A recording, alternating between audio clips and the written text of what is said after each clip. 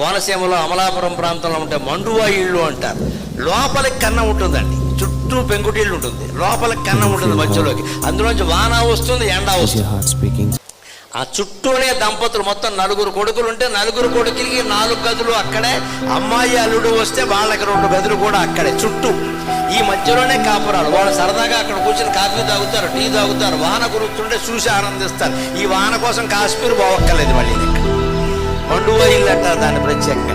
లోపలికి సూర్యకాంతి వస్తుందండి. ఇంట్లో ఉన్నా సరే ఇవాళ మనకు సూర్యకాంతి వచ్చే అవకాశం లేదు ఎక్కడ.